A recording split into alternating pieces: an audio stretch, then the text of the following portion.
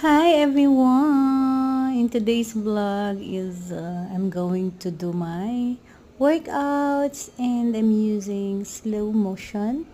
Yan po ang ginamit ko dito. Kaya napapansin nyo wala pang tao because it's a slow-mo. Yeah. And then, tabingi pa yung camera kaya medyo hindi pa tayo nahagip dyan. But it's okay. As long na may tao doon. Thank Yan, at inaayos ko yung camera dyan. As you see, medyo shaky-shaky kasi inaayos ko yung camera. Alam nyo na, napakagaling nating director, editor, cameraman, at tayo pa rin yung artista.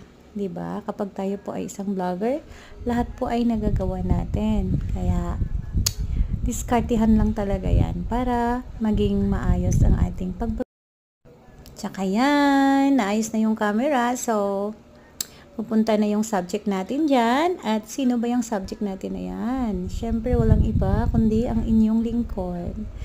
It's me, your very own friend of the YouTube family. It's me, lovely Rita and Rita Lang TV and also a lot more Rita. Yan, hindi pa nakontento si auntie nyo. Kaya inayos ko yung aking camera.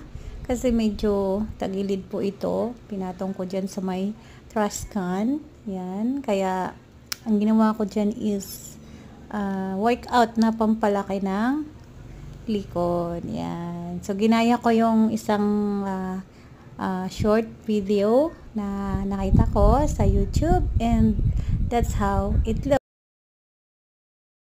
So, ganyan yan. I saw a short video in YouTube. That's how I follow.